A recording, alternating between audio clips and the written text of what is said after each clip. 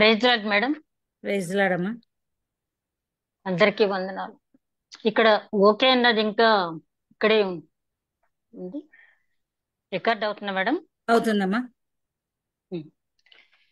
దేవునికి వందనాలు మేడం. మళ్ళీ ఒక్కసారి మనం అందరం ఇలాగా కలుసుకుని ఆయన ఆరాధించగలిగే కృప దేవుడు అనుగ్రహించినందుకు వందనాలు చెల్లించుకుంటూ,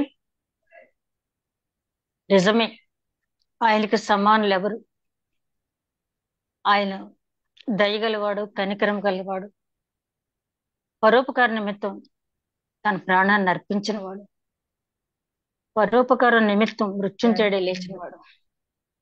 ఆయనకి సమానులు ఎవరు కూడా లేరు. ఈరోజు మూలవాక్యం హెబ్రీయులు రాసిన పత్రిక 5వ అధ్యాయం 7వ వచనం. అపోస్తలుడైన పౌలు హెబ్రీయులు రాసిన పత్రిక 5వ అధ్యాయం 7వ వచనం. శరీరధారి అయి ఉన్న దినములలో మహారోదనముతోనూ కన్నీళ్లతోనూ తన్ను మరణము నుండి రక్షింపగలవానికి ప్రార్థనలు యాచనలు సమర్పించి భయభక్తులు కలిగి ఉన్నందున ఆయన అంగీకరింపబడెను. శరీరధారి అయి ఉన్నప్పుడు ఉన్న దినములలో మహారోదనంతోనూ కన్నీళ్లతోనూ తను మరణం నుండి రక్షింపగలవానికి ప్రార్థనలను యాచనలు సమర్పించి భయభక్తులు కలిగి ఉన్నందున ఆయన అంగీకరించబడను. ప్రేమమడని మా తండ్రి, ఇంతవరకు క్షేమంగా కాపాడి తరుణం మళ్ళీ మాకు అనుగ్రహించినందుకు వందనాలు. దయగల మా ప్రభ, నీ వాక్యం ధ్యానించుకునే కృప ఆయన ఉపవాస ప్రార్థన దినమున మాకు దయచేసినందుకు వందనాలు. ఆయన నన్ను మరుగుపరిచి ఆధ్యాత్మిక మర్మములు మీరే వెల్లడి చేయమని, వినుచున్న ప్రతి ఒక్కరికి వినగల చెవి, గ్రహించగల మనసు, ఆచరించగలిగే మనసు దయచేయమని, నీ యొక్క పరిశుద్ధాత్మ నడిపింపు దయచేయమని, కార్యాంతమని నేను బహుగా స్తుతించుకునే భాగ్యం దయచేయమని, వచ్చిన ప్రతి ఒక్కరిపై నీ ఆత్మ కుమ్మరించి చిన్న మంద భయపడకమని చెప్పిన ప్రకారం తండ్రి నాయన, మీరు మా మధ్య నుండి ప్రోత్సహించి ధైర్యపరిచి ముందుకు నడిపించమని మా ప్రభువును నీ ప్రియ కుమారుడైన యేసుక్రీస్తు ద్వారా వేడుకుంటున్నాం తండ్రి, ఆమేన్.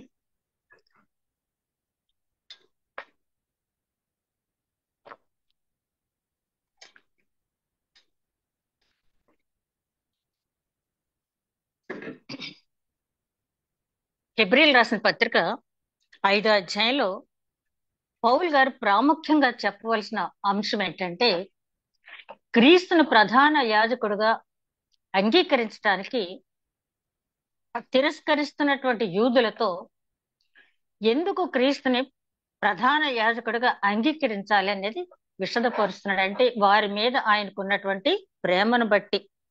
మొదటి అధ్యాయంలో క్రీస్తు దేవదూతుల కంటే గొప్పవాడని చెప్పి, 2వ అధ్యాయానికి వచ్చేటప్పటికి ఆయన అనుగ్రహించిన రక్షణ ఎంత విలువైంది అనేది ఆయన చెప్పడం జరిగింది. అదే విధంగా 3వ అధ్యాయానికి వచ్చేటప్పటికి ఆయన స్వరము మీరు విన్నట్టయితే మీ హృదయాలను కఠినపరుచుకోవద్దు మీ పితరులాగా అని చెప్పి, 4వ అధ్యాయానికి వచ్చేటప్పటికి ఆ కృప ఇంకా నిలిచే ఉంది, ఆయన కోపంతో నా విశ్రాంతిలో ఎవరూ ప్రవేశింపరు అని కోపంతో అన్నప్పటికీ కూడా అవిధేయులు అవిశ్వాసులు పడిపోయారు తప్పించి, మరి యెహోషువ అదే విధంగా కాలేబు ఎట్లాగైతే ప్రవేశించారో అట్లాంటి విశ్వాసం మనకున్నట్టయితే మనం ఆ విశ్రాంతి, అంటే అక్కడ ఇశ్రాయేలీలకు ఇచ్చింది ఈ భూమి మీద నెమ్మది, ఆ కనాను అనే ప్రదేశంలో అప్పటి వరకు ఐగుప్తు బానిసత్వంలో ఉన్న వారికి భూ సంబంధమైనటువంటి విశ్రాంతి, ఆ విశ్రాంతిలో వారు ప్రవేశించగలిగినట్లయితే, అంటే దేవుని ఆజ్ఞానుసారంగా నడుచుకొని ఆ భూ సంబంధమైనటువంటి కణాల్లో ప్రవేశించగలిగిన వారు పరమ కణాల్లో కూడా ప్రవేశిస్తారు అని చెప్తూ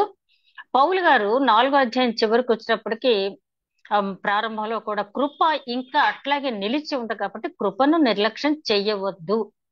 ఆ కృప ఎంతకాలం ఉంటుంది అనేది మనకు తెలీదు, ఇక చాలు అని ఆయన అన్న తర్వాత మరి ఏశావు వెళ్ళి ఒక్క దీవెన కూడా నా దగ్గర నా కోసం లేదా తండ్రి అని అడిగినప్పుడు, లేదు నా కుమారుడు అని చెప్పి తండ్రి ఎట్లాగైతే చెప్పాడు, అదే విధంగా బుద్ధి లేని కన్యకులు తలుపు తట్టినప్పుడు మీరెవరో నాకు తెలియదు అని చెప్పి ఎట్లాగైతే చెప్పారో, అదే సమాధానం మనకు రాకముందే ఆ కృప ఉన్నప్పుడే ఆయన రక్షకుడిగా అంగీకరించండి అని చెప్పి 4వ అధ్యాయం అంతా వివరించి చెప్పిన తర్వాత ఆయనకి యూదుల మీద ఉన్న ప్రేమను బట్టి మీరు ఆయన తిరస్కరించవద్దు, ఒక ప్రధాన యాజకునికి ఉండవలసిన లక్షణాలు అంటే ఈ భూ సంబంధమైన ప్రధాన యాజకుల కంటే కూడా ఆయనకున్నటువంటి లక్షణాలు చాలా ఎక్కువ శ్రేష్టమైన లక్షణాలు ఉన్నాయని చెప్పడానికి ప్రయత్నం చేశారు. ఈ అధ్యాయంలో 14 వచనాలు ఉన్నాయి. ఈ 14 వచనాల్లో 5వ అధ్యాయం 1వ వచనం నుంచి 10వ వచనం వరకు పౌలు గారు స్ట్రెస్ చేసింది ఏంటంటే ప్రధాన యాజకుడిగా క్రీస్తుకున్నటువంటి లక్షణాల గురించి వివరించి చెప్పడం జరిగింది. ఆ తర్వాత 11వ వచనం నుంచి 14వ వచనం వరకు ఆయన ఇక మీకు ఎంత చెప్పినా కూడా మీరు తిరస్కరించే వారుగా ఉన్నారని చెప్పి వెక్స్ అయిపోయి మాట్లాడిన మాటలు ఆ 11వ వచనం నుంచి 14వ వచనం వరకు ఉన్న 5 వచనాలు మనం చూస్తాం. ఈ అధ్యాయంలో ప్రాముఖ్యమైనటువంటి అంశాలు ఈ 1వ వచనం నుంచి 10వ వచనం వరకు ఉన్న అంశాలు మనం గమనించినట్లయితే అసలు ప్రధాన యాజకుడు ఈ యాజకత్వం పదవి అనేది ఎప్పటి నుంచి ప్రారంభమైందంటే ఆదిలో ఇంటి యజమాని యాజకుడిగా ఉండేవాడు. యాజక ధర్మం అంతా కూడా తండ్రి నిర్వహించేవాడు. ఒకవేళ తండ్రి అనారోగ్యంతో ఉన్నట్లయితే లేదా తండ్రి చనిపోయిన జ్యేష్ఠ కుమారుడు ఆ యాజక ధర్మాన్ని ఇంట్లో నిర్వహించేవాడు. అందుకనే జ్యేష్ఠుడు అంటే చాలా గొప్ప ప్రాధాన్యత మన సాంప్రదాయంలో ఉంది. అదే విధంగా లేవీల్లో ప్రతి జ్యేష్ఠుడిని ఆయనకి ఇమ్మని చెప్పాడు గారు. మనం చూసినట్టయితే నిర్గమకాండంలో అదే సంఖ్యాకాండంలో అక్కడ చూసినప్పుడు లేవీల ప్రథమ సంతానం ఒకవేళ ఆ వారికి సరిపడినంత యాజకత్వం లభించకపోయినట్టయితే మిగిలిన వారి దగ్గర నుంచి ఆ వెండినిచ్చి వాళ్ళు ఆ ప్రథమ సంతానాన్ని విడిపించున్నట్టుగా మనం చూస్తాం.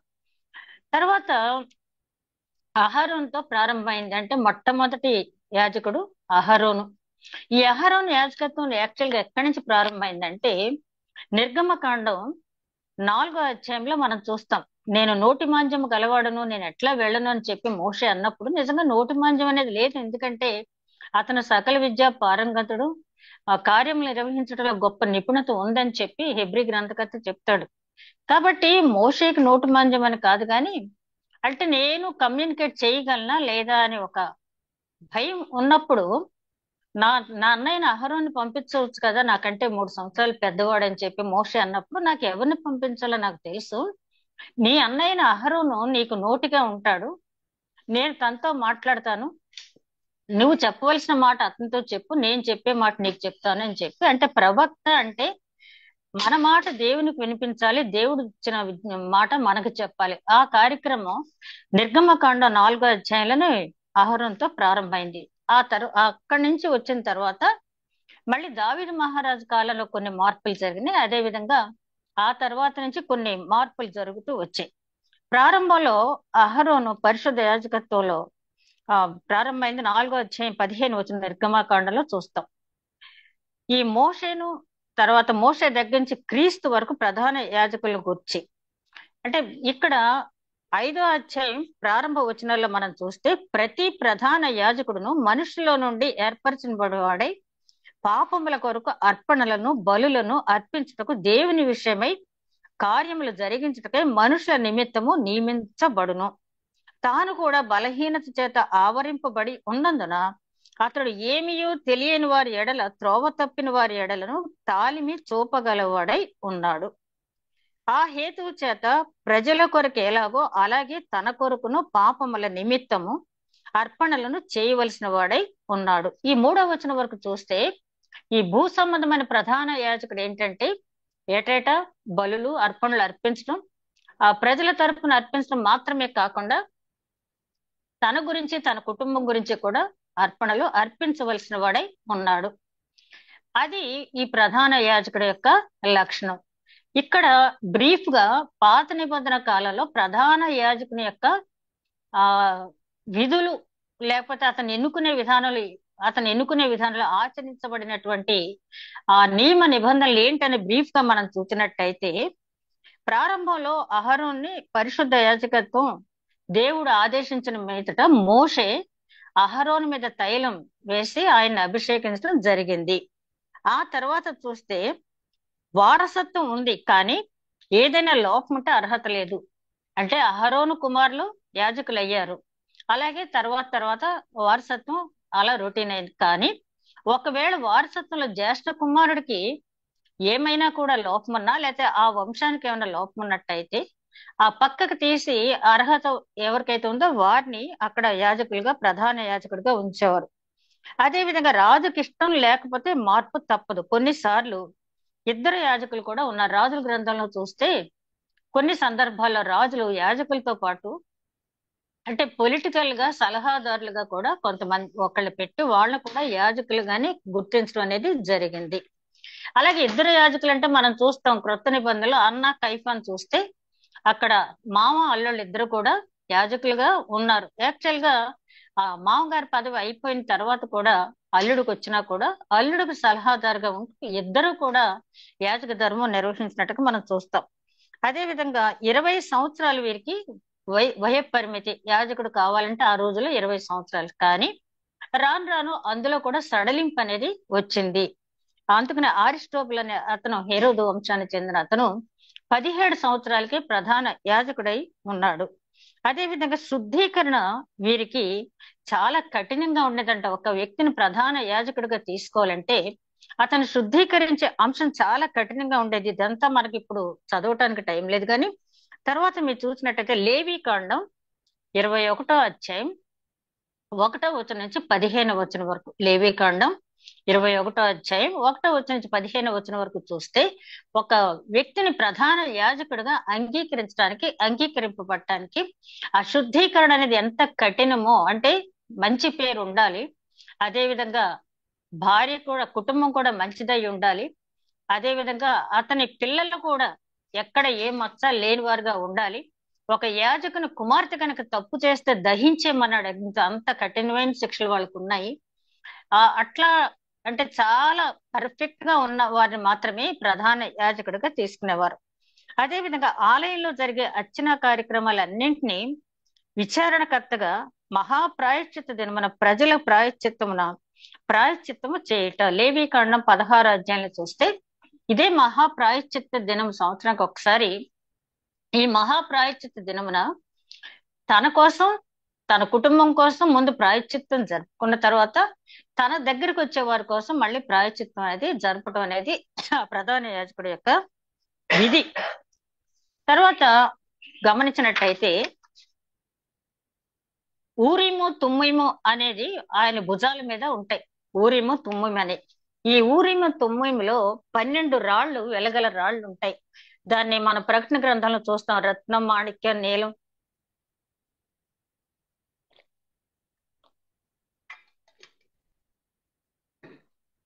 ఇవి 12 గోత్రాలకి గుర్తుగా ఆ రాళ్ళని అక్కడ పెట్టడం అనేది జరిగింది. ఆ ఊరిము తుమ్మిము ధరించుకున్న ప్రధాన యాజకుడు ఆ ప్రత్యక్ష గుడారంలోకి వెళ్లి దేవునితో విచారించి వచ్చి ఆ తీర్పులు తీర్చేవాడు ప్రధాన యాజకుడు. అదే విధంగా విశ్రాంతి దినము, పండుగ దినము, బలులు అర్పించుట, మత విషయంలో పరిష్కరించుట, సన్హెడ్రిన్ సభకు అధ్యక్షుడిగా ఉండటం.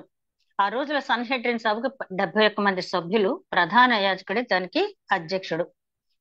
సన్హెడ్రిన్ సభ అన్నా కైఫా టైంలో చూస్తే ఇద్దరు కూడా సమానమైనటువంటి అధికారం చెలాయించినట్టుగా మనం చూస్తాం. అదే విధంగా వీళ్ళకి ప్రత్యేక వస్త్రాలు ఉంటాయి. ప్రధాన యాజకుడు మామూలు యాజకుల కంటే కూడా ప్రధాన యాజకుడికి ఉండే వస్త్రాలు గురించి చాలా పర్టికులర్ గా నిర్గమకాండంలో ఉంది, సంఖ్యాకాండంలో కూడా చూస్తాం, లేవీ కాండంలో కూడా చూస్తాం. నిర్గమ 29వ అధ్యాయంలో మొత్తం వీరు ధరించే వస్త్రాలు ఎట్లా ఉండాలి, ఏ రంగుతో చేయాలి, ఎక్కడ కుచ్చులు ఉండాలి, ఎక్కడ చిన్న చిన్న గంటలు ఉండాలి అనేవి వర్ణించి చెప్పడం జరిగింది. అదే విధంగా వీళ్ళ ప్రతిష్ట కూడా ప్రత్యేకంగా ఉండదు ప్రధాన యాజకుడిది. ఎలాగంటే వీళ్ళ వస్త్రాలు చాలా విలువైన వస్త్రాలు వేస్తారు. అవన్నీ కూడా జూట్ నారతో చేసినవి ఉంటాయి అవి. అది తర్వాత ప్రధాన యాజకుడికి ఆ తైలాభిషేకం అంటే తల నుంచి విపరీతంగా ఆ ఆలివ్ ఆయిల్ పోసేవారంట. ఒలివ కొమ్మ నుంచి వచ్చిన ఆలివ్ ఆయిల్, దంచి తీసిన ఆలివ్ ఆయిల్ వాళ్ళ మీద పోసేవారు. ప్రత్యేకమైన అవి అది లేవీకాండ 29వ అధ్యాయం 7వ వచనం, అలాగే 8వ అధ్యాయం 12వ వచనాలు చూస్తే ప్రధాన యాజకుడు తైలాభిషేకం ఎట్లా ఉంటుందని అక్కడ ప్రత్యేకంగా వర్ణించి చెప్పడం జరిగింది. ఇక తర్వాత మామూలు యాజకులు చాలా మంది ఉంటారు అక్కడ. ఈ మామూలు యాజకుల యొక్క అభిషేకం ఎలా జరిగేదంటే వారి వస్త్రాలు మామూలు సాధారణ, అంటే ఆ డ్రెస్ ఆ కుట్టే విధానం అంతా ఒకటే కానీ అంత కాస్ట్లీ కాదు. ఆ డ్రెస్ మీద వేసేవాళ్ళంట అభిషేకం, అంటే డ్రెస్ మీద నూనె పోసేవారు. ఇప్పుడు కూడా కొన్ని చర్చెస్ లో నేను చూస్తాను, బాప్తిసం ఇచ్చినప్పుడు కానీ లేకపోతే ప్రత్యేక సందర్భాలు, ఇన్స్టిట్యూషన్ సందర్భంలో ఆ నీరు ఆయిల్ కాదు కానీ నీరు ఆ బట్టల మీద వేయటం అనేది నేను చూసాను. అలాగా మామూలు యాజకుల విషయంలో అట్లాగా వాళ్ళ వస్త్రాల మీద నూనె పోయటం అనేది జరుగుద్ది.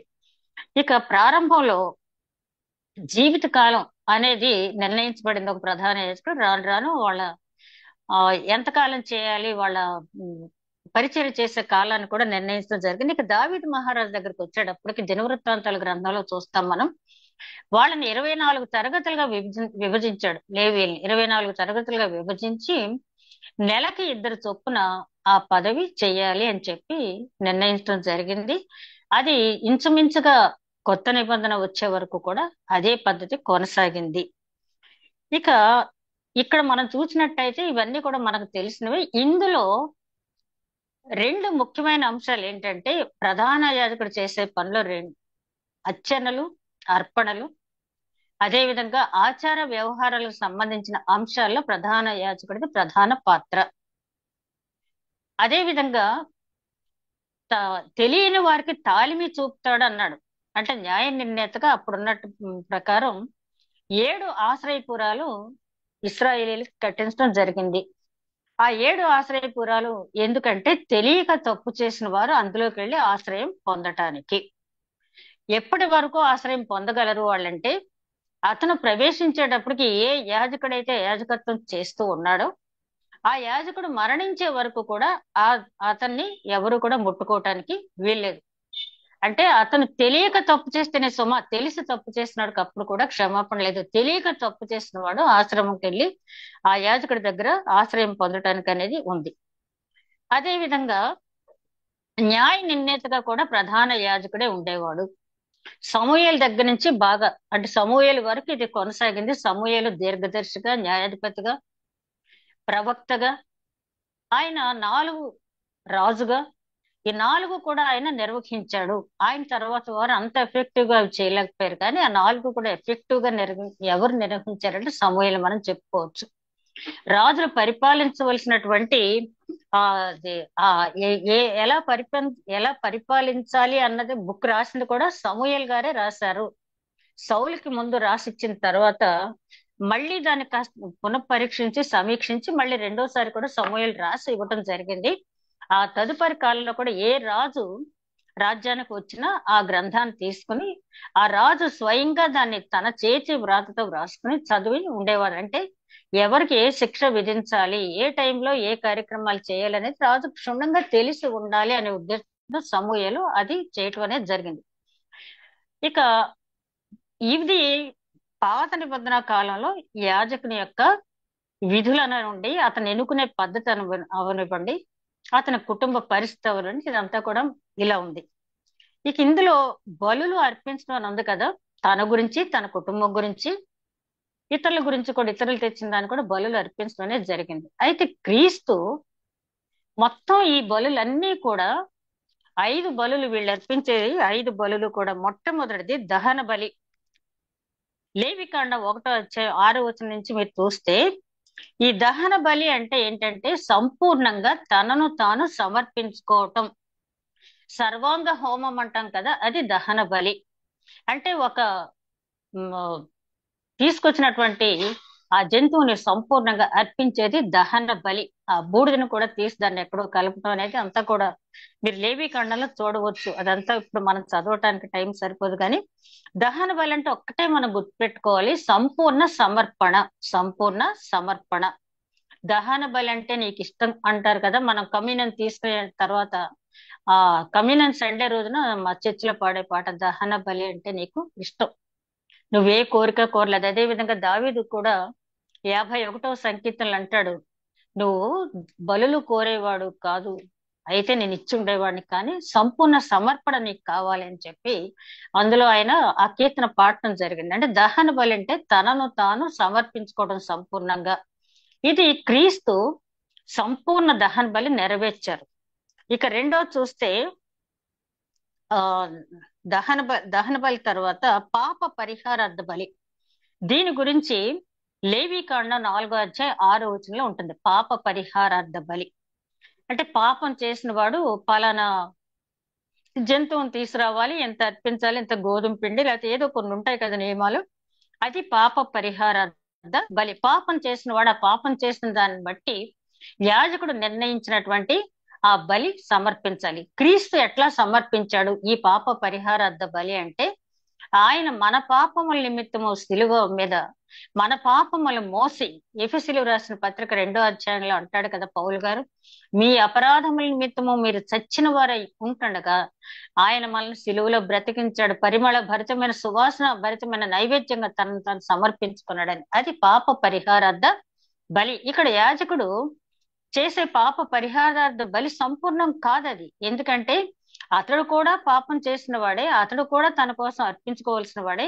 మన కోసం కేవలం విజ్ఞాపన చేసి ఆ బలి పశువుని అక్కడ అర్పించడం తప్పించి, మన పాపాన్ని తుడిచివేయటానికి, మన పాపాన్ని క్షమించటానికి, మన పాపాన్ని రూపుమాపటానికి ఆయనకి అధికారం లేదు. పాత నిబంధన యాజకుడికి, క్రొత్త నిబంధన యాజకుడు అయినటువంటి యేసుక్రీస్తుకి ఆ పాపాన్ని పరిహరించే హక్కు ఎక్కడి నుంచి వచ్చిందంటే, ఆ శిలువ మరణం చెంది తన విలువైన పవిత్రమైన నిష్కల్మషమైన నిందారహితమైన రక్తాన్ని చిందించడం వల్ల ఆ పాపాన్ని పరిహరించగలిగాడు. అది పాప పరిహారార్థ బలి. దహన బలి చెల్లించాడైనా, పాప పరిహారార్థ బలి చెల్లించాడు. అదే విధంగా మూడోది అపరాధ పరిహారార్థ బలి. పాప పరిహారార్థ బలికి అపరాధ పరిహారార్థ బలికి ఉన్న వ్యత్యాసం ఏంటంటే, పాపం అంటే ఆజ్ఞాతిక్రమే పాపం, ఆజ్ఞాతిక్రమే పాపం. అంటే మనకున్నటువంటి ఆ 10 ఆజ్ఞలో ఏది అతిక్రమించినా అది పాపం అవుతుంది. దానికి పాప పరిహారం తప్పనిసరిగా చెయ్యాల్సిందే. ఇక అపరాధం అంటే ఏంటంటే తెలియక చేసిన పొరపాటు, తెలియక చేసినటువంటి పొరపాటు అపరాధం. అపరాధ రుసుము అంటాం కదా, మనం ఎగ్జామినేషన్కి వెళ్ళేటప్పుడు సకాలంలో ఫీజు కట్టకపోతే లేట్ గా కడితే ఏంటంటారు, లేట్ టు ఫీకి దానికి ఉన్న ఫైన్ ఉంటది కదా, అపరాధ రుసుము అంటాం కదా, అది అపరాధ పరిహారార్థ బలి. ఈ అపరాధ పరిహారార్థ బలి అంటే ఏంటంటే, ఆ రోజుల్లో కూడా ఆ దానికి సంబంధించినటువంటి ఆ వస్తువులు లేకపోతే ఆ జంతువుని తీసుకొచ్చి అక్కడ అప్పచెప్పటమే కాకుండా, ఈ సదరు వ్యక్తి వల్ల ఎవరైనా నష్టపోయినట్టయితే ఎంత నష్టపోయారో అంతా కూడా ఇతను ఇంకా 4 గంటలు చెల్లించాలి. అందుకనే మన క్రొత్త నిబంధనల జక్కై, నేను ఎవరి దగ్గర అన్యాయంగా తీసుకుంటే 4 రెట్లు చెల్లిస్తాను అన్నాడు కదా, ధర్మశాస్త్రంలో ఉన్నది. కాబట్టి అపరాధ పరిహారార్థ బలి అంటే తెలియక చేసిన పొరపాటుకి చెల్లించేది, వారి తరపున వారికి అయిన నష్టాన్ని పూడ్చేది. యేసుక్రీస్తు అపరాధం చేయలేదు, పాపం చేయలేదు, కానీ పాపం అనే ఆ బరువుని మన కోసం ఆయన మోచి ఆ పాప పరిహారార్థ బలి అర్పించారు. ఇక అపరాధం విషయానికి వస్తే, ఆయనేమి అపరాధం చేయలేదు, కానీ మనం చేసిన అపరాధం కోసం నిత్యము ఆయన ఉత్తరవాదిగా విజ్ఞాపనకర్తగా మన కోసం విజ్ఞాపనలు చేస్తూ ఉన్నాడు. అదే విధంగా మనకు జరిగిన నష్టాన్ని ఆయన కనికరంతో మనల్ని ఆదుకుంటూ ఉన్నాడు. ఆయనే నా కోట, నా శైలము, నా ఆశ్రయ దుర్గం అంటాడు కదా దావీదు మహారాజు. అదే విధంగా అపరాధ పరిహారార్థ బలి, లేవికాండం 3వ అధ్యాయం 6వ వచనం చూస్తే ఈ అపరాధ పరిహారార్థ బలి గురించి అంతా కూడా వివరంగా చెప్పబడింది. ఇక సమాధాన బలి, దీన్ని కృతజ్ఞతా బలి అని కూడా అంటారు. సమాధాన బలి, అసలు సమాధానం ఎందుకు అవసరం వచ్చింది దేవుడికి మనకంటే, ఎక్కడైతే మరి ఆదాము అవ్వలు తప్పిపోయారో, ఆ ఏదైనా వనం నుంచి గెంటి వేయబడ్డారో, ఆ తర్వాత దేవుడు ముఖం చూడటానికి చెల్లని స్థితిలో ఉన్న మనం, మన అపరాధముల చేత చచ్చిన వారు ఏంటనగా ఆయనతో సమాధాన పడటానికి దేవుడు తన ప్రాణాన్ని, తన శరీరాన్ని మన కోసం అర్పించి దేవుడికి మనకి సమాధానం. ఎట్లాగంటే అంతకు ముందంతా కూడా అతి పరిశుద్ధ స్థలంలో మనం ప్రవేశించే అవకాశం లేదు. క్రీస్తు శిలువ మీద మరణించినప్పుడు ఆ యెరూషలేము దేవాలయంలో అతి పరిశుద్ధ స్థలంలో ఉన్నటువంటి తెర మరి పైనుండి కిందికి చిరిగిపోయినట్టుగా మనం చూస్తాం. అంటే దేవుడితో సమాధానం మనకు ఏర్పడింది. అంతవరకు ప్రధాన యాజకుడు మాత్రమే ఆ ప్రధాన యాజకత్వం చేస్తూ అతి పరిశుద్ధ స్థలంలో ప్రవేశించేవాడు. కానీ క్రీస్తు చేసినటువంటి ఆ బలి అర్పణ ద్వారా మనకి అక్కడికి ప్రవేశించే ఆ పరిశుద్ధ స్థలం, అదే కదా ధైర్యంగా కృపాసన యొద్దకు చేరగలిగే హక్కు దేవుడు మనకి ఇచ్చాడని పౌలు గారు పదే పదే చెప్తారు. ఆ హక్కు మనకు ఎట్లా వచ్చిందంటే, ఆయన శరీరాన్ని తెరగా చేసి ఆ తెర చిరిగిన తర్వాత మనం అందులోకి ప్రవేశించడానికి ఇచ్చాడు. ఇది పాతకాలం నాటి యాజకుడికి చేసే అవకాశం ఏమాత్రము లేదు. సంవత్సరానికి ఒక్కసారి ఆయన అందులో ప్రవేశించినప్పుడు ఒకవేళ తన వల్ల ఏదైనా పొరపాటు జరిగినట్టయితే, అతను దేవుని దృష్టికి దోషి అయితే, ఆ అతి పరిశుద్ధ స్థలంలో గనక అతను మరణించితే కొంతసేపు చూసిన తర్వాత బయట జనులు అతని నడుముకి కట్టున్న ఆ బెల్ట్ మువ్వలు మోగకపోతే మొత్తానికి యాజకుడికి ఏదో అయిందని చెప్పి ఆ తాడు చివరికి ఉండేది గుమ్మం వరకు, ఆ తాడుతో ఆయన్ని బయటకి లాగి వేసేవారు. అది యాజకుడికి పరిమితమైనటువంటి హక్కు. కానీ క్రీస్తుకి అతి పరిశుద్ధ స్థలంలో, ఎందుకంటే ఆయన పరలోకం నుంచి వచ్చిన యాజకుడు కాబట్టి, పరిశుద్ధుడు కాబట్టి, దైవ కుమారుడు కాబట్టి, ఆ పరిశుద్ధ స్థలంలో ఆయన ప్రవేశించే హక్కు, అంటే ఆయనకి యాక్చువల్ గా హక్కు ఉంది, కానీ మానవ శరీరంతో ఎలాగ ప్రవేశించవచ్చు అతి పరిశుద్ధ స్థలంలో అని మనకు నేర్పించడానికి, మన కోసం ఆయన ఆ బలి అనేది అర్పించడం అనేది జరిగింది. అది ఆ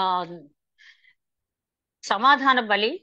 ఈ సమాధానం అంటే దేవుడికి మనకి సమాధాన పరిచయం. అందుకనే పేతురు గారు అంటారు, రాజులైన యాజకులు, పరిశుద్ధ జనాంగం, దేవుని సొత్తైన ప్రజలు మీరు అంటాడు.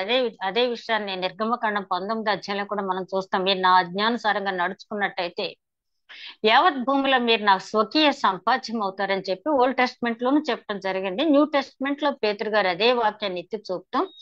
మనందరము యాజకులమే. ఆ పరిశుద్ధ స్థలంలో ధైర్యంగా ఆ కృపాసన యొద్దకి చేరటానికి ఆ దేవుడు అసలు మరణం ద్వారా, అంటే ఆ సమాధాన బలి, ఇదిగో ఆ సాతాన్ని నా కాళ్ళ కింద చితక తొక్కాను, ఇక మీ మీద ఏ నేరారోపణ చేయటానికి లేదు, తండ్రి అని చక్కగా పిలిచి మీరు తండ్రి వైపు చూసి మీరు ప్రార్థించవచ్చు అని చెప్పి మనల్ని సమాధాన పరిచాడంటే, ఒక తండ్రికి బిడ్డ మీద కోపం వచ్చి ఇంట్లోంచి బయటకు వెళ్ళిపోమంటే, ఒకవేళ బిడ్డ తండ్రి దగ్గరికి వెళ్ళటానికి ఇబ్బంది పడుతూ ఉంటే మధ్యలో ఎవరో ఆ తండ్రిని ఒప్పించగలవారు వెళ్ళి ఆ బిడ్డ చేసిన తప్పుని క్షమించమని అడిగి ఎట్లాగైతే సమాధానం పరుస్తారో, ఈ సమాధానం అంత తేలికైనది కాదు. కానీ మనకి దేవుడితో సమాధాన పరచడానికి దేవుడు తన జీవితాన్ని, తన ప్రాణాన్ని అర్పించి ఈ సమాధాన బలి అనేది, దీన్ని కృతజ్ఞత అర్పణ బలి అని కూడా అంటారు. అంటే దేవుడు మన కోసం ఆ సిలువలో మరణించిన దాన్ని జ్ఞాపకం చేసుకుంటూ థ్యాంక్స్ గివింగ్ ప్రేయర్ అని పెట్టుకుంటాం కదా మనం, అది కూడా ఒక బలి. థ్యాంక్స్ గివింగ్ ప్రేయర్ కూడా, అది కూడా ఒక బలి. తర్వాత చివరిది హోమ బలి, దీన్ని నైవేద్య బలి అని కూడా అంటారు. ఇది యేసుక్రీస్తు ఎట్లా సమర్పించాడు ఈ హోమ బలిని, పాత నిబంధన యాజకుడు ఎట్లా సమర్పించాడు అంటే, పాత నిబంధన యాజకుడు ఆ ధర్మశాస్త్రంలో ఉన్నటువంటి వాటిని చదివి ఆ విజ్ఞాపనలు చేయటం వరకే. కానీ యేసుక్రీస్తు ఈ హోమ బలిని ఎట్లా చేశాడంటే, ఆయన విజ్ఞాపన చేశాడు. సిలువలో ఉండి ఆయన విజ్ఞాపనని చేసి దేవుని మెప్పించగలిగాడు. అలాగే పాత నిబంధన కాలంలో అటు దహన బలి కానివ్వండి, ఇటు పాప పరిహారార్థ బలి కానివ్వండి, అపరాధ పరిహారార్థ బలి కానివ్వండి, సమాధాన బలి కానివ్వండి, లేకపోతే నైవేద్య బలి కానివ్వండి, ఏదైనా కూడా వస్తు రూపేణ తెచ్చిన వాటిని అన్నిటి మీద ఒక హోమం, అంటే పొగ వచ్చేది, సాంబ్రాణి లాంటిది వేసేవాళ్ళు. అంటే ఇంపైన సువాసన వచ్చేది వేసేవాళ్ళు. అందుకనే దావీదు మహారాజు అంటాడు కదా, నా ప్రార్థన ఇంపైన సువాసనగా అంగీకరించు. హోమం అంటే ఇప్పుడు కొత్త నిబంధనలు చెప్పుకోవాలంటే ప్రార్థన. ఆ గెత్సెమనే తోటలో యోహాను సువార్త 17వ అధ్యాయంలో ఆయన చేసినటువంటి గొప్ప ప్రార్థన, విజ్ఞాపన ప్రార్థన, గొప్ప నైవేద్య బలి, గొప్ప హోమ బలి.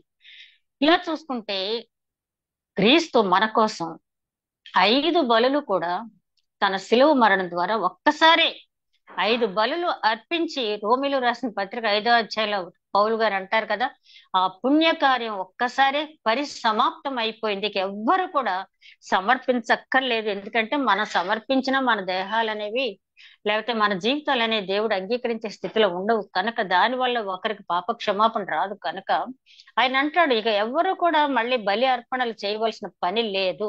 ఒక్కసారి యేసుక్రీస్తు సిలువలో తన బలి అర్పించేశాడు కాబట్టి మీరు చేయవలసిందల్లా ఆయనను నోటితో ఒప్పుకుని దేవుడు ఆయన మృతుల్లో లేపినని హృదయమందు విశ్వసించిన ఎడల మీరు రక్షణ పొందుతారని చెప్పి పౌలు గారు రోమిలు రాసిన పత్రిక 10వ అధ్యాయం 9-10 వచనాలు చెప్పిన మాటను మనం జ్ఞాపకం చేసుకున్నట్టయితే, ఆ పాత నిబంధన కాలంలో యాజకుడు అర్పించిన బలులన్నీ కూడా 5 బలులు కూడా ఆయన అర్పించేస్తాడు. ఇక న్యాయ నిర్ణేతగా ఆయన సెకండ్ పార్ట్, ఒక యాజకుడికి ఉన్నటువంటి రెండో ప్రాధాన్యత అంశం ఏంటంటే న్యాయ నిర్ణేతగా వ్యవహరించడం. ఆ రోజులో న్యాయ నిర్ణేతగా అప్పుడున్నటువంటి యాజకుడే ఉండేవాడు. ఇప్పుడు న్యాయ నిర్ణేతగా యూదా గోత్రపు సింహంగా ఆయన రాబోతున్నాడు. సెకండ్ పార్ట్ కోసం మనం ఎదురు చూడవలసిన, సిలబస్ ఇచ్చేసి వెళ్ళిపోయాడు ఆయన. మీరు ఆ నిత్య రాజ్యంలో ప్రవేశించాలంటే ఈ విధంగా జీవించాలని మన సిలబస్ ఇచ్చేసి వెళ్ళిపోయాడు. ఆ సిలబస్ ఎంతగా మనం ప్రిపేర్ అవుతామో, ఎంతగా దాన్ని అనుసరిస్తాం, దాన్ని బట్టి ఆ తీర్పులో మనం కృతార్థులు. అదే దానికంటే ముఖ్యంగా ఆయన కృప మనం ఎంతవరకు పొందుకుంటామనే దాని మీద ఆధారపడి ఉంటుంది.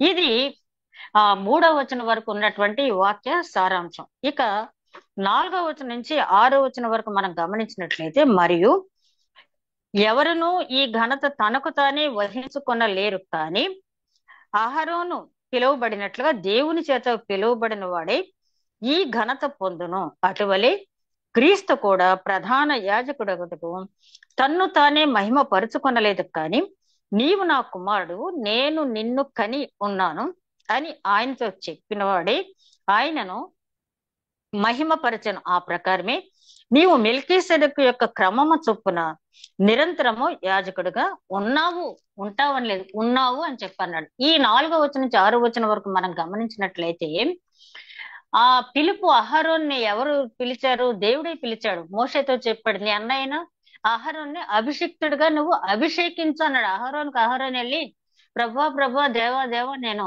ప్రధాన యాజకుడిగా ఉంటాను, నేను చాలా ఘనుణ్ణి, నా తమ్ముడితో పాటు నేను అన్ని కార్యాలు చేశానని తన ఘనతను తను చాటుకోలేదు. కానీ అహరోన్ని దేవుడు ఎన్నుకుని అతన్ని అభిషేకించమని మోషేతో చెప్పాడు. అదే విధంగా యేసుక్రీస్తు కూడా తనను తాను యాజకుడిగా ఉండాలని ఆయన కోరుకోలేదు, కానీ దేవుడే ఆయన ఏం చెప్తున్నాడు? నీవు నా కుమారుడు, నీ యందు నేను ఆనందిస్తున్నాను అని బాప్తిస్మిచ్చే సమయంలోనూ, రూపాంతర పొందిన సమయంలోనూ, మరొకసారి యోహాను సువార్త 13వ అధ్యాయంలో కూడా చూస్తాం. తండ్రి, నీవు నా మాట ఎప్పుడు ఆలకిస్తూనే ఉన్నావు అని చెప్పి తండ్రితో మాట్లాడిన సందర్భం కూడా మనం చూస్తాం.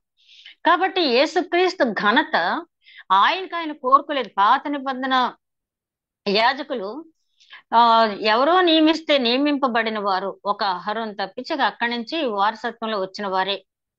అట్లా కాకుండా యేసుక్రీస్తుకున్నటువంటి ప్రాముఖ్యత, ప్రాధాన్యత, ఇంపార్టెన్స్, ప్రామినెన్స్ ఏంటంటే, దేవుడే ఆయనను పరిశుద్ధ యాజకుడుగా, ప్రధాన యాజకుడుగా, అభిషిక్తుడుగా దేవుడే నియమించాడు. అక్కడ యోర్దాను నది తీరంలో బాప్తిసం పొందేటప్పుడే ఈయన నా ప్రియ కుమారుడు, ఈయన నేను ఆనందిస్తున్నానని చెప్పి, రూపాంతర సమయంలో ఈయన నా ప్రియ కుమారుడు, ఈయన మాట వినుడి అని చెప్పి ఆ ఘనత పైనుంచి దేవుడే ఇచ్చాడు తప్పించి ఆయనగా తీసుకోలేదు. ఇంకా అదే వచనంలో ఏమంటాడంటే, నువ్వు మెల్కీసెదెకు క్రమం చొప్పున నిత్యము ఉండే యాజకుడివి.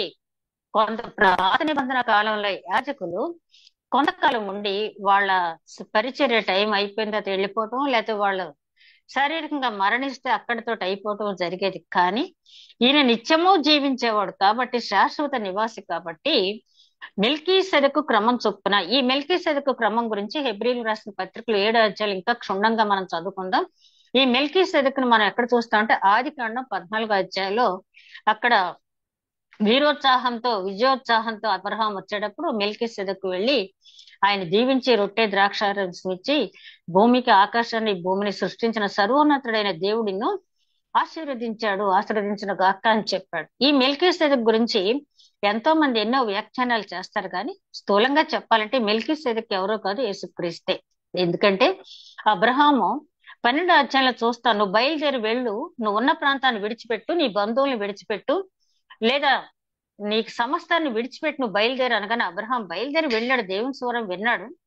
అప్పటికే అతనికి ఉన్న ఆస్ట్రాలజీ మీద ఉన్న ఇంట్రెస్ట్ ని బట్టి నిజదేవుడు ఎవరని ఆయన వెతుకుతూ ఉన్నాడు. అన్నాడు కదా, నా కోసం ఎవరైనా తడువులాడి వెతుకుతారేమో అని చూస్తున్నాను అన్నాడు కదా.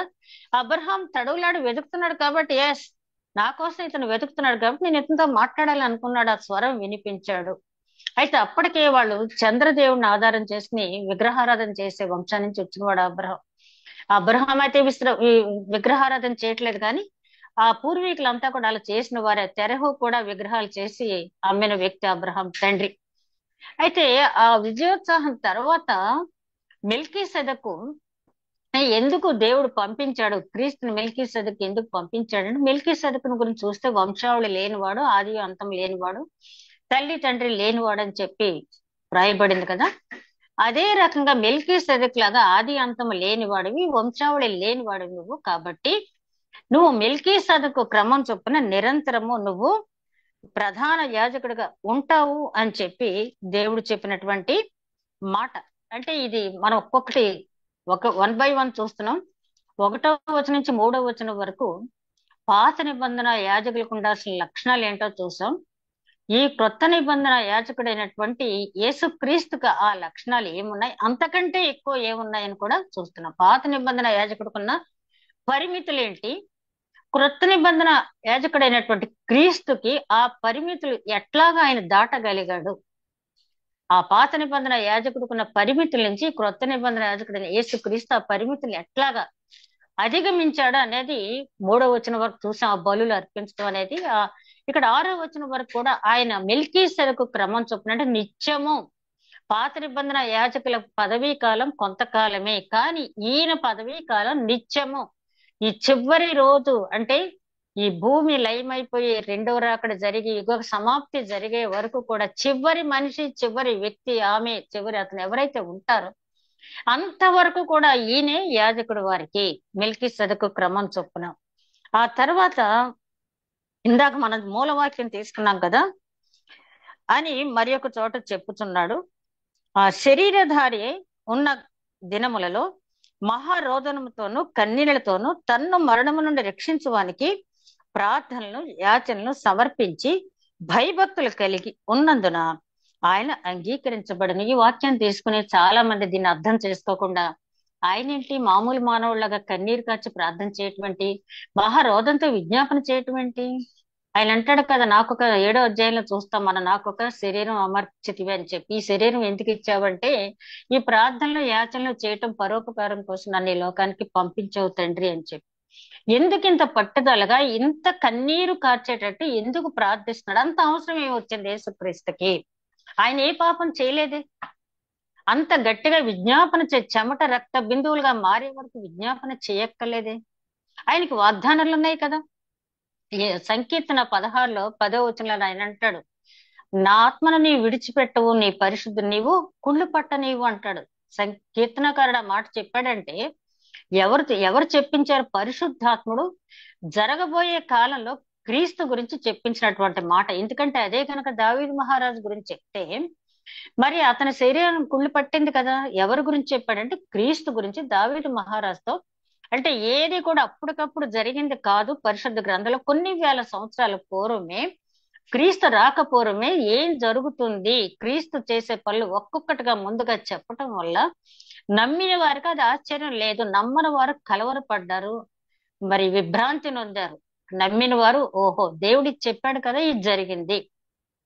టీచర్ గారు మాట చెప్పినప్పుడు ఎవడైతే శ్రద్ధగా వింటాడో కుర్రవాడు, అతను కలవరపడ్డు. శ్రద్ధగా వినని స్టూడెంటే కలవరపడతాడు. అందుకనే ఆత్మ చెప్పుచున్న మాట చెవి గలవాడు వినుగాక అంటాడు యేసుక్రీస్తు కూడా ఎక్కడ మాట్లాడినా కూడా. కాబట్టి ఎవరైతే దాన్ని శ్రద్ధగా పరిశీలించారో దాని గురించి కలవరపడరు. అక్కడ ఇంత విజ్ఞాపన ఎందుకు చేయవలసి వచ్చింది అంటే మన కోసం. అంటే ఆయన శరీరధారిగా ఈ లోకానికి వచ్చాడు. వచ్చిన తర్వాత ఒక శరీరధారి లోకంలో జీవిస్తూ దేవుని చేత అంగీకరించబడాలి అంటే ఈ లోకంలో ఉన్నంత కాలం ప్రార్థన విజ్ఞాపనలని ఎట్లా చెయ్యాలి అనేది మనకు నేర్పించడానికి. రెండోది ఆయన కృతార్థుడు అవటం అంటే, ఆయన కృతార్థుడు అవటం అంటే మనందరం అయినట్టే. రక్షింపబడిన వారందరం కూడా, ఆయన చేత శుద్ధీకరింపబడిన వారందరం కూడా మనం కృతార్థులం అయినట్టే.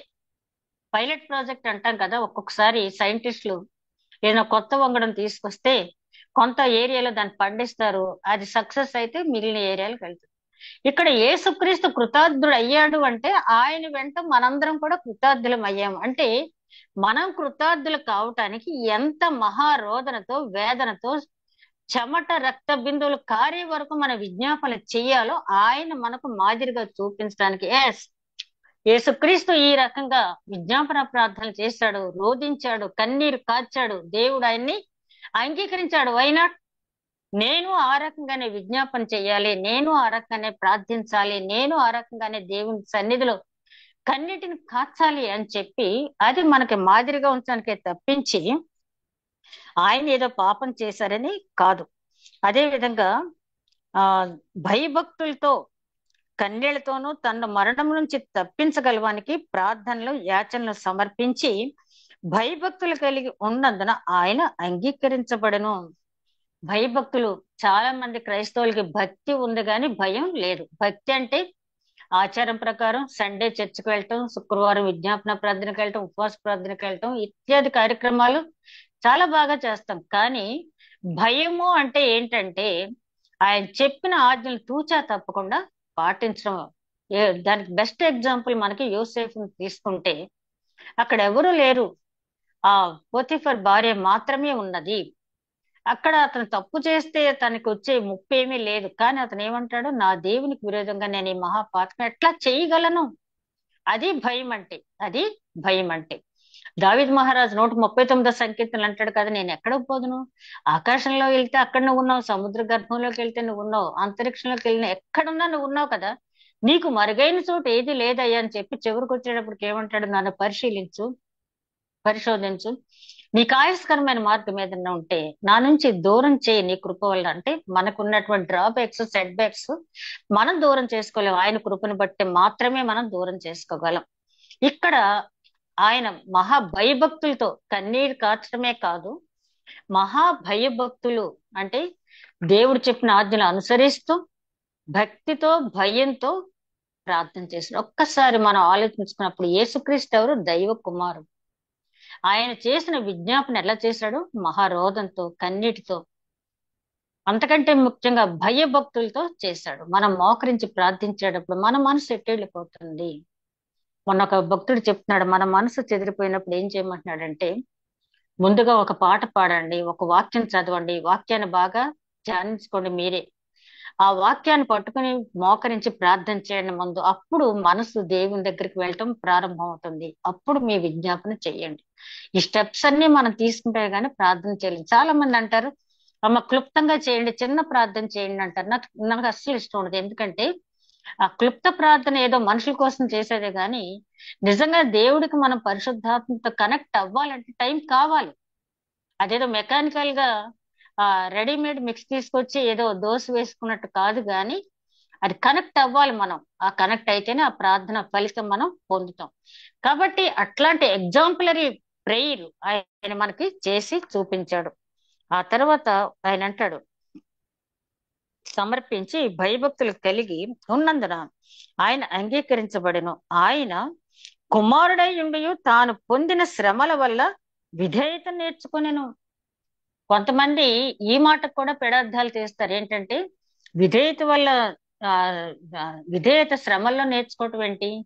అంతకుముందు విధేయుడు కాదా అంటే, మరి ఇప్పుడు టైం లేదు. కానీ ఫిలిప్పీలు రాసిన పత్రిక 2వ అధ్యాయం 5వ వచనం నుంచి చూస్తే, దాసుని రూపం దాల్చి తనను తాను రిక్తుడిగా చేసుకుని ఈ లోకంలోకి ఎలాగ వచ్చాడో అక్కడ వర్ణించబడింది. ముందుగానే విధేయుడు. అసలు పరలోకం నుంచి భూలోకం రావటమే విధేయత. పరలోకం నుంచి భూలోకానికి రావటమే విధేయత. కాబట్టి అట్లాంటి విధేయత కలిగి ఉన్నాడు. ఇక్కడ శ్రమలలో విధేయత అంటే తండ్రికి బిడ్డ విధేయుడిగా ఉండటం అనేది యాజ్ యూజువల్. కానీ ఆ బిడ్డ శ్రమలు, కఠినమైన శ్రమలు పడేటప్పుడు కూడా తండ్రి ఒక కఠినమైన శిక్షణ ఇచ్చేటప్పుడు కూడా విధేయత చూపించడం అనేది, నువ్వు తెల్లవారుజామున 3 గంటలు లే, చల్లనీళ్ళ స్నానం చేయి, నువ్వు చదువు, ఇలా ఉండు అలా ఉండు అని తండ్రి చెప్పినప్పుడు ఆ తండ్రికి ఆ విధంగా విధేయత చూపించడం అనేది చాలా మనం ఆలోచించాల్సినటువంటి విషయం. శ్రమల్లో విధేయత. ఎంతగా విధేయత చూపించాడంటే, తండ్రి నీ చిత్తమైతే ఈ గిన్నె నా నుంచి తొలగించు, ఆయనను నీ చిత్తమే సిద్ధించును గాక. ఎందుకంటే శరీరంతో ఉన్నాడు కాబట్టి ఆ శ్రమ ఏంటో ఆయనకి తెలుసు. కాబట్టి ఆ విజ్ఞాపన ఆ విధంగా చేశాడు. ఇక తర్వాత దానియేలు గ్రంథంలో చూస్తే మనకు 9వ అధ్యాయంలో 3వ వచనం చూస్తే, 70 సంవత్సరాల తర్వాత వాళ్ళకి విడుదల జరుగుద్దని ఆయనకి తెలుసు, ఇర్మీయా ప్రవక్త రాసిన దాన్ని బట్టి. కానీ అక్కడ తల మీద ధూళి పోసుకుని గోనిపట్ట కట్టుకుని విజ్ఞాపన చేశాడు. అది మనకు వాగ్దానాలు తీసుకుంటాం. డిసెంబర్ 31న వాగ్దాన నెరవేర్పు కావాలంటే ఆ వాగ్దానం పట్టుకుని మొత్తం అధ్యాయం అంతా చదివి మన జీవితానికి అన్వయించుకుని మనం ప్రార్థించినప్పుడు మాత్రమే అది మనం పొందగలం. ఇక 10వ వచనంలో చూస్తే, మెల్కీసెదెకు క్రమంలో చేరిన ప్రధాన యాజకుని దేవుని చేత పిలువబడి తనకు విధేయుడైన వారికి అందరికీ నిత్య రక్షణకు కారకుడాయను. నిత్య రక్షణ. ఇవాళ రక్షిస్తాడు యేసుక్రీస్తు, రేపు రక్షించడం అనేది లేదు.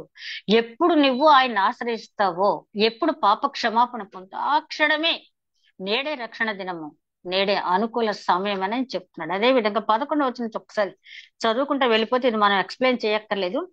ఇందును గూర్చి మేము చెప్పవలసిన అనేక సంగతులను కానీ మీరు వినుటకు మందులైనందున వారిని విశదపరచడం కష్టము. కాలమును బట్టి చూస్తే మీరు బోధకులుగా ఉండవలసిన వారై ఉండగా దేవోక్తుల మొదటి మూల పాఠములను ఒకడు మీకు మరలా బోధించవలసి వచ్చును. మీరు పాలు త్రాగవలసిన వారైనారు, కానీ బలమైన ఆహారం తినగలవారు కారు. మరియు పాలు త్రాగు ప్రతివాడును శిశువేను కనుక నీతి వాక్య విషయంలో అనుభవం లేని వారు ఉన్నారు. వయస్సు వచ్చిన వాడు అభ్యాసము చేత మేలు కీడులను వివేచించుటకు సాధకములు చేయబడిన జ్ఞానేంద్రములు కలిగి ఉన్నాడు కనుక బలమైన ఆహారం వారికే తగు. మీకు వెక్స్ అయిపోయి పౌలు గారు చివరికి ఏమంటున్నాడు, మీకు ఎంత చెప్పినా అంతే.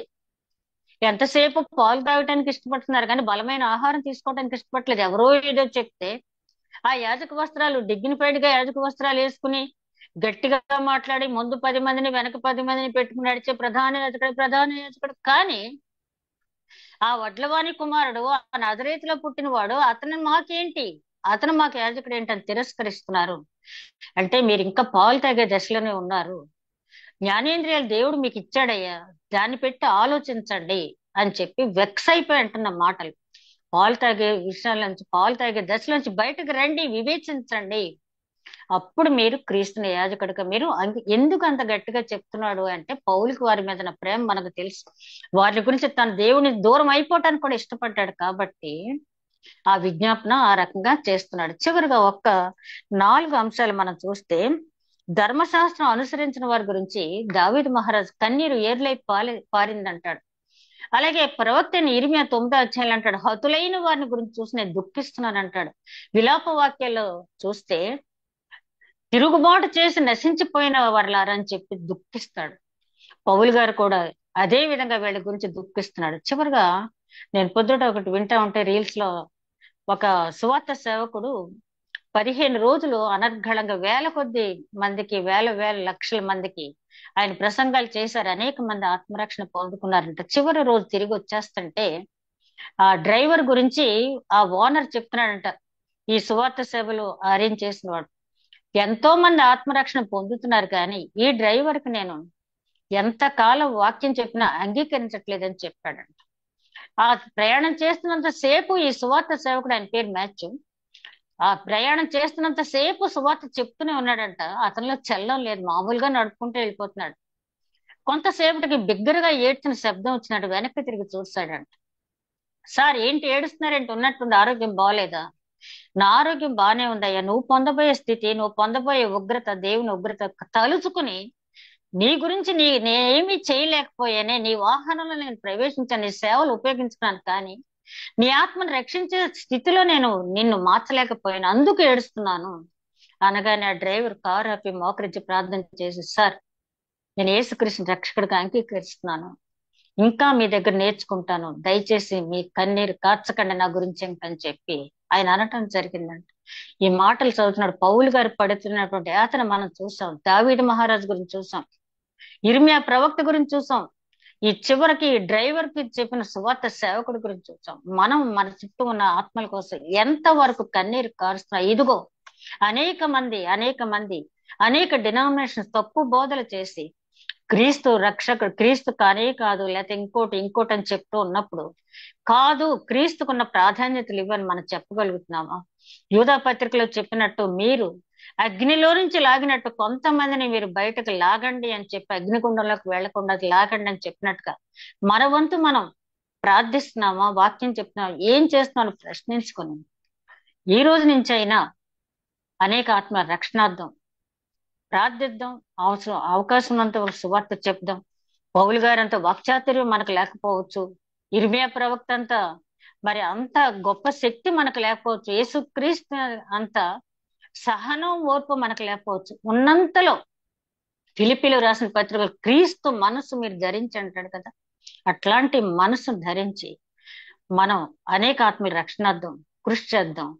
అట్లాంటి తలంపు మనకుంటే దేవుడే మనల్ని నడిపిస్తాడు. అట్టి నడిపింపు దేవుడు మనకి అనుగ్రహించిన గాక దయగల మా ప్రభు విత్తబడిన వాక్యం నూరంతలుగా ఫలించే భాగ్యం దయచేయమని మా ప్రభువును నీ ప్రియ కుమారుడని యేసుక్రీస్తు ద్వారా వేడుకొంచున్నాం తండ్రి.